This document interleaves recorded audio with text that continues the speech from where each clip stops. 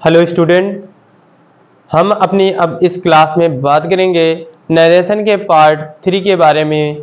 हमने अपनी पहली क्लास में देख लिया था कि नरेशन क्या होता है, डायरेक्ट और इनडायरेक्ट स्पीच क्या होते हैं, रिपोर्टिंग स्पीच क्या होती है और रिपोर्टेड स्पीच क्या होता है। ठीक है। और दूसरे वाले हम पार्ट में ये देख लिए थे कि प्रोनाउन का चार्ट क्या होता है, प्रोनाउन के परिवर्तन कैसे होते हैं और जो टेंस के परिवर्तन हैं वो डायरेक्ट से इनडायरेक्ट बनाते समय कैसे होते हैं और किन स्थितियों में रिपोर्ट जो इनडायरेक्ट स्पीच जब हम बनाते हैं तो रिपोर्टेड स्पीच का जो टेंस होता है वो परिवर्तित नहीं होता। तो आते हैं आज हम पार्ट 3 अपनी नरेशन की क्लास में चालू करते हैं। उससे पहले हम ये देख लेते हैं कि थोड़े फिर से एक बार प्रोनाउन का रिवीजन कर लेते हैं कि आखिरकार प्रोनाउन में क्या परिवर्तन होता है। तो आते हैं देख लेते हैं इस क्लास में। जैसे लिखा है टू चेंज प्रोनाउन, डायरेक्ट से इनडायरेक्ट बनाते समय प्रोनाउन में परिवर्तन क्या होता है। दो ही पर्सन में होता है, फर्स्ट पर्सन में होता है और सेकंड पर्सन में होता है।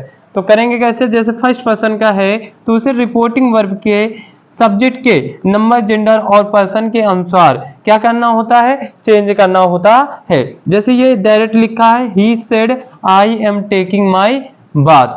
ठीक है, तो जब हम इसका इनडायरेक्ट बनाएंगे तो ये जो आई है ये फर्स्ट पर्सन का है और ये जो ही है ये रिपोर्टिंग वर्ब है या स्पीच है। तो आई को इस सब्जेक्ट के अनुसार चेंज कर देंगे तो इसका क्या हो जाएगा, ही हो जाएगा। चाहे इससे संबंधित कोई प्रोनाउन आए, माई आया है तो माई को भी हम कहां से, सब्जेक्ट से ही चेंज कर के लिख दिए, क्या हो जाएगा, हिज हो जाएगा। ये नहीं कह रहा हूं कि यहां पर आई आए चाहे बी आए, लेकिन उनका जो परिवर्तन होगा वो यहां से होगा, मतलब रिपोर्टिंग वर्ब के सब्जेक्ट से होगा। ये जल्दी जल्दी बात कर लेते क्योंकि हमने कल इनकी बात कर ली थी, लेकिन आज फिर से रिवीजन करने के लिए मैं इसको आपको करवा दे रहा हूं, फिर से आपको याद बनी रहे। सेकेंड पर्सन में क्या होता है, रिपोर्टिंग वर्ब के ऑब्जेक्ट के नंबर, जेंडर और पर्सन के अनुसार होना चाहिए। किसके, रिपोर्टिंग वर्ब के ऑब्जेक्ट के। इसको जो सेकेंड पर्सन का प्रोनाउन यू होता है, अगर हमारे किधर रिपोर्टेड स्पीच की तरफ, ठीक है, डायरेक्ट स्पीच होता है, एक रिपोर्टिंग वर्ब होता है और रिपोर्टेड स्पीच होता है। तो रिपोर्टेड स्पीच की तरफ अगर सेकेंड पर्सन का प्रोनाउन यू आता है तो उसको ये रिपोर्टिंग वर्ब के किसके, ऑब्जेक्ट के अनुसार चेंज करेंगे, मतलब यू को ऑब्जेक्ट के अनुसार चेंज करेंगे तो क्या हो जाएगा, आई। अब देखिए यहाँ पर फर्स्ट पर्सन का प्रोनाउन आया है तो हमने पढ़ रखा है या हमने पढ़ा रखा है कि जो फर्स्ट पर्सन का प्रोनाउन माई होता है उसको हम कहां से, सब्जेक्ट से चेंज करेंगे। तो माई को मैं सब्जेक्ट से चेंज करूंगा तो क्या हो जाएगा, ही हो जाएगा। अगर ये आपने अच्छे से याद कर लिया प्रोनाउन का परिवर्तन तो आप कभी भूलेंगे नहीं। डायरेक्ट से इनडायरेक्ट बनाते समय चाहे जहां पर प्रोनाउन का परिवर्तन है आप अच्छे से कर लेंगे। ठीक है, और इसकी जो बेसिक क्लास है हमने पार्ट 2 में बता दिया, प्रोनाउन सहित, प्रोनाउन के चार्ट सहित। आते हैं दूसरे उसमें रूल के विषय में थोड़ा जान लेते हैं कि हमने ये बताया था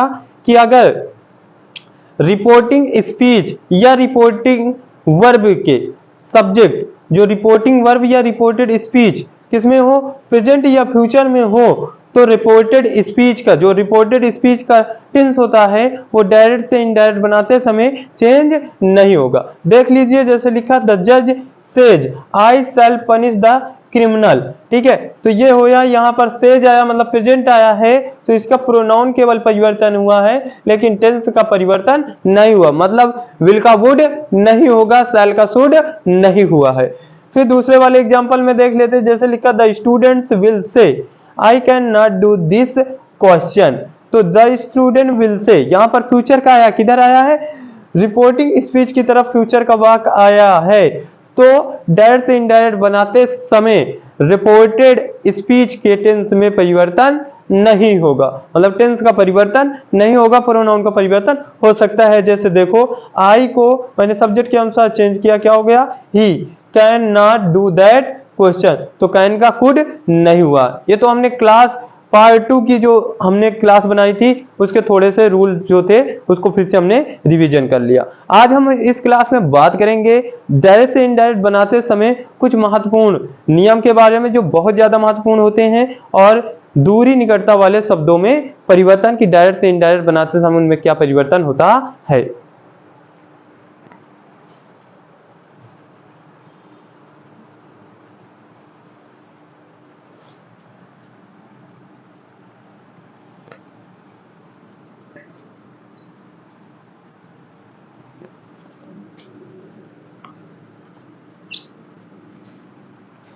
जैसे हम देख लेते हैं, यहां पर हमको आज देखना जो हमारा रूल है, to change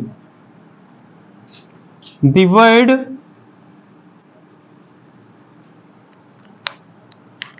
word showing nearness. ठीक है, जो ये वर्ड होते हैं नियरनेस वाले, उनमें क्या परिवर्तन होता है और कहां पर नहीं होगा डायरेक्ट से इनडायरेक्ट बनाते समय। मान लो इधर मेरा डायरेक्ट का वाक्य है, ठीक है, और इधर इनडायरेक्ट का वाक्य है। ठीक, और मेरे डायरेक्ट में क्या आया है, दिस आया है, तो इनडायरेक्ट बनाते समय इसका क्या हो जाएगा, दैट में चेंजमेंट हो जाएगा। किस में हो जाएगा, दैट में हो जाएगा। इधर दीज आया है, तो इधर जब हम इसका डायरेक्ट से इनडायरेक्ट बनाएंगे तो दोज हो जाएगा। ठीक, आप समझते जाइए जिसका जो परिवर्तन होता है। जैसे टू नाइट आया है, ठीक है, टू नाइट आया है, तो इसका डायरेक्ट से इनडायरेक्ट बनाते समय दैट नाइट हो जाएगा। क्या हो जाएगा, दैट नाइट हो जाएगा। अगर टुडे आया है तो इसका परिवर्तन होकर दैट डे हो जाएगा। क्या हो जाएगा, दैट डे हो जाएगा। अगर हिंटर आया है तो इसका क्या हो जाए, थ्रिंटर हो जाएगा। ठीक, अगर हिंस आया है तो इसका दिन्स हो जाएगा। ठीक है, आप समझते जाइए क्या क्या परिवर्तन होता है। और देखिए जैसे आया हो, क्या आया हो, नाउ आया हो, नाउ का क्या हो जाएगा, दिन हो जाएगा। जस्ट का क्या हो जाएगा, दिन हो जाएगा। इसका भी क्या होता है, जस्ट का भी क्या होता है, दिन हो जाता है।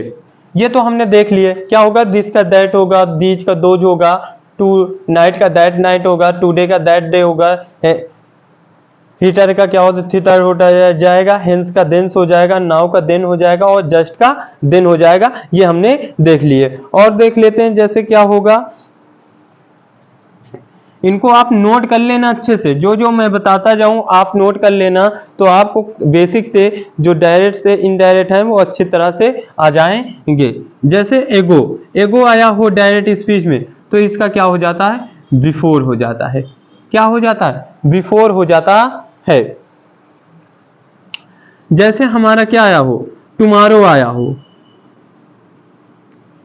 टुमारो आया हो, तो ये इसका या तो नेक्स्ट डे हो जाएगा, द नेक्स्ट डे हो जाएगा, या तो, या फिर इसका हम या द फॉलोइंग डे में भी हम इसको चेंजमेंट कर सकते हैं, या द फॉलोइंग डे, इसका ये चेंजमेंट हो जाता है। अगर मेरे डायरेक्ट स्पीच के वाक्य में टुमारो का प्रयोग हुआ है तो इनडायरेक्ट बनाते समय द नेक्स्ट डे हो जाएगा या फॉलोइंग डे हो जाएगा। अगर यस्टरडे आया हो, क्या आया हो, यस्टरडे आया हो, ठीक है, यस्टरडे आया हो, तो इसका हो जाएगा द प्रीवियस डे हो जाएगा। अगर यस्टरडे आया है तो यस्टरडे का द प्रीवियस डे हो जाएगा। समझते रहिए भैया आप। ठीक है, अगर लास्ट आया है, ठीक है, लास्ट नाइट लास्ट आया है, तो इसका क्या हो जाएगा, नेक्स्ट डे, नेक्स्ट हो जाएगा। क्या हो जाएगा, बस लास्ट का नेक्स्ट हो जाएगा। जैसे लास्ट नाइट आया हो, लास्ट डे आया हो, तो उसका नेक्स्ट हो जाएगा। इस प्रकार ये जो निकटता वाले जो शब्द होते हैं उनमें ऐसा चेंजमेंट होता है। आते हैं अब वाक्य के माध्यम से, या तो समझ लेते हैं और इनके थोड़े से पॉइंट समझ लेते हैं कि कौन कौन से ऐसे वर्ड हैं दूरी और निकटता वाले जो चेंज नहीं होते कुछ स्थिति पर। ठीक है, उनको देख लेते हैं।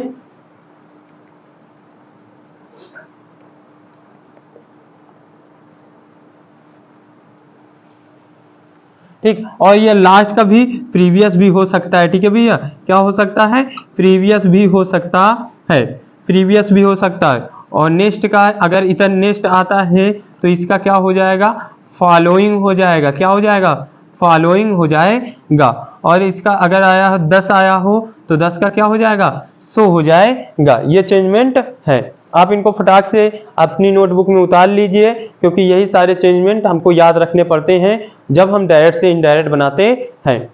तो आप जल्दी से इन सभी चीज़ों को उतार लीजिए अपनी नोटबुक में। ठीक है, तो फिर मैं इसको रेज कर रहा हूँ। ठीक,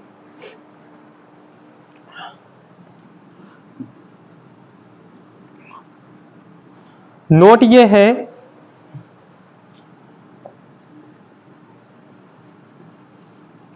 यदि दिस, ठीक है, जो दिस होते हैं, here now, this here now, यदि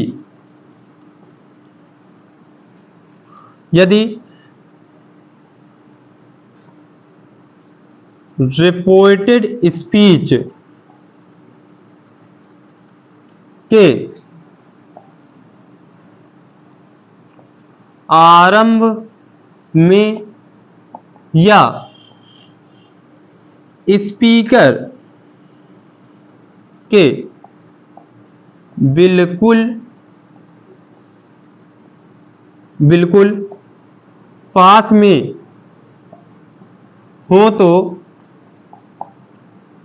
हो तो इनका परिवर्तन नहीं होता है। आप इस डिस्क्रिमिनेशन को उतार लीजिए अच्छे से, क्या है देख लीजिए बिल्कुल।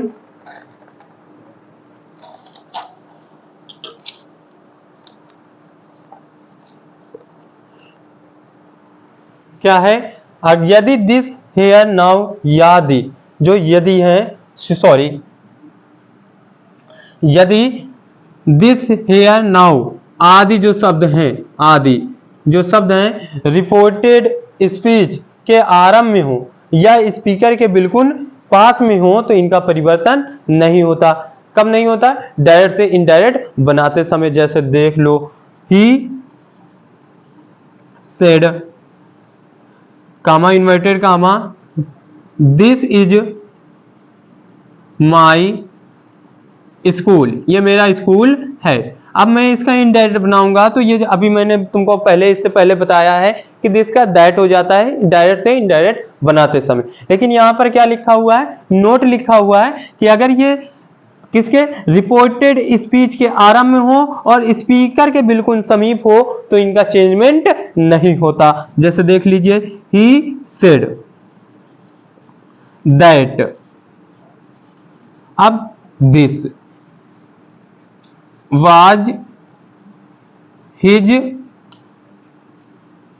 स्कूल, अब इसका परिवर्तन नहीं होगा। अगर यही लास्ट में होता या स्पीकर से दूर होता तो दिस का क्या हो जाता, दैट हो जाता। लेकिन ये क्या है, स्पीकर के नजदीक है और रिपोर्टेड स्पीच के आरंभ में है तो दिस का दैट नहीं होगा। ये कुछ ऐसे पॉइंट होते हैं जिनको बच्चे याद रखें, नहीं तो इन्हीं से अगर वो दिस का दैट कहते हैं, क्योंकि सभी पढ़ाते हैं कि दिस का दैट होता है डायरेक्ट से इनडायरेक्ट बनाते समय। लेकिन ये भी बात रखें कि ये अगर स्पीकर के बिल्कुल नजदीक हो या वाक्य के आरंभ में हो तो दिस का दैट नहीं होता, ये चेंजमेंट नहीं होता, ये याद रखें बच्चे, ठीक है। तो आते हैं, आगे बढ़ते हैं। अब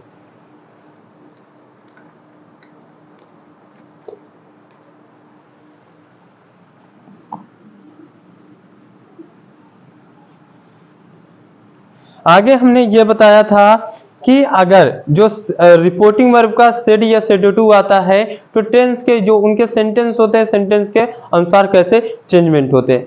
तो बच्चों हमने अपनी पहली क्लास में थोड़ा सा ही बताया था कि आखिरकार डायरेक्ट से इनडायरेक्ट बनाते समय किन सेंटेंसों की पैसिव वॉइस, सॉरी, डायरेक्ट से इनडायरेक्ट बनती है, मतलब नरेशन में चेंजमेंट होता है।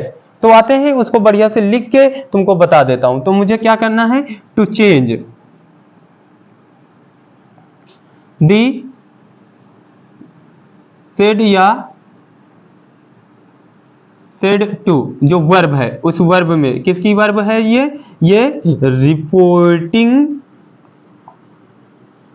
रिपोर्टिंग वर्ब है। किसकी है ये, रिपोर्टिंग वर्ब है, ठीक है, रिपोर्टिंग वर्ब है, उसमें चेंजमेंट हमको देखना है टेंस के अनुसार। तो बच्चों सबसे पहले हम जान लिए थे कि हमको नरेशन कितने सेंटेंस की बनानी, 5 सेंटेंस की बनानी है।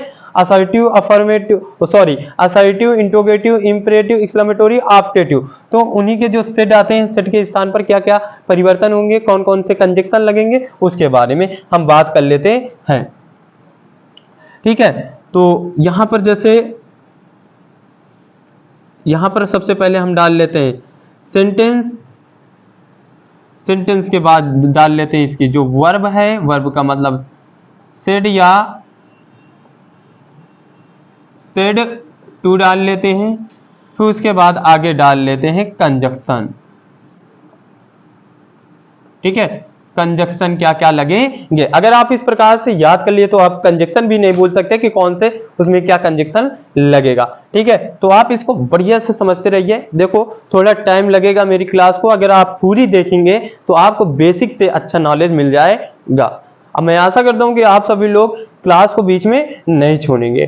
ठीक है, अगर आपको बेसिक से पढ़ना है नरेशन तो आप अच्छे से इस क्लास को देखिए बस। ठीक है, जैसे मान लो असर्टिव है। ठीक है,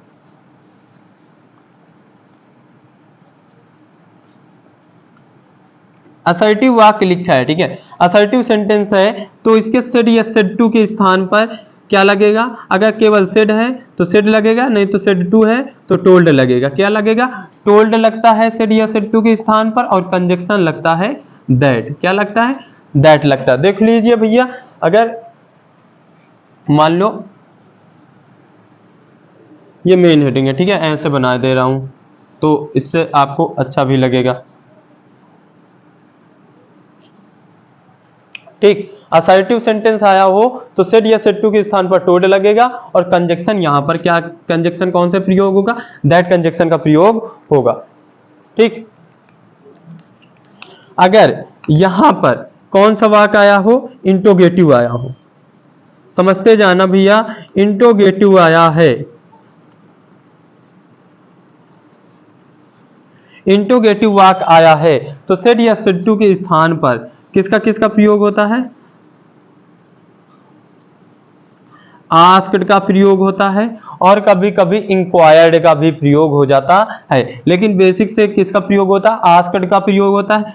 कंजक्शन इफ का प्रयोग होता है, और वेदर का प्रयोग होता है, और उसके बाद जो क्वेश्चन वर्ड होते हैं इंटरोगेटिव सेकंड टाइप में क्वेश्चन वर्ड का भी प्रयोग होता है। इफ, वेदर और क्वेश्चन वर्ड का भी प्रयोग होता है।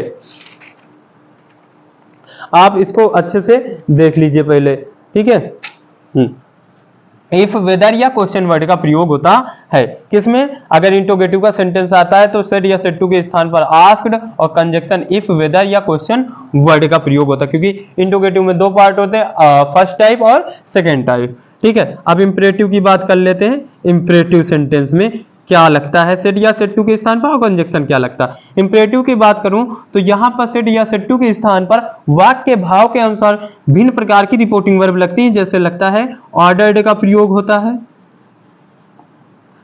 एडवाइज्ड का प्रयोग होता है, रिक्वेस्टेड का प्रयोग होता है, और अन्य रिपोर्टिंग वर्ब का भी प्रयोग होता है। लेकिन यहां पर जो मेन है मैं उनको लिखे दे रहा हूं। जब मैं आपको असर्टिव, इंटरोगेटिव, इंपरेटिव के अलग अलग पार्ट पढ़ाऊंगा तो आपको मैं बेसिक से पूरा बताता चला जाऊंगा। और यहां पर कंजक्शन टू लगता है, और यहां पर कंजक्शन टू लगता है, और कभी कभी दैट लग जाता है जब हमारे ये इंपरेटिव वाला वाक्य लेट अस या लेट मी से चालू होता है। ठीक है, लेट से चालू होता है तब वाक्य, तो यहां पर कंजक्शन दैट का भी प्रयोग हो जाता है लेट वाले वाक्यों में। ठीक है, कंजक्शन टू और दैट का प्रयोग होता है किसमें, इंपरेटिव सेंटेंस में, जब हम इंपरेटिव सेंटेंस का डायरेक्ट से इनडायरेक्ट बनाते हैं। अब बात कर लेते हैं एक्सक्लेमेटोरी का। एक्सक्लेमेटोरी में क्या लगता है, एक्सक्लेमेटोरी में सबसे ज्यादा एक्सक्लेम्ड का प्रयोग होता है। किसका प्रयोग होता है, एक्सक्लेम्ड का प्रयोग होता है। ठीक है बच्चों, किसका, एक्सक्लेम्ड का प्रयोग होता है। देख लीजिए एक्सक्लेम्ड। अब यहां पर मैं एक्सक्लेम्ड के साथ कुछ वर्ड जोड़ता हूं, जैसे एक्सक्लेम्ड विथ क्या हो जाता है, जॉय हो जाता है। एक्सक्लेम्ड विथ जॉय आता है, एक्सक्लेम्ड विथ सारो आ जाता है। ठीक है, और एक्सक्लेम्ड विथ सरप्राइज भी आ जाता है,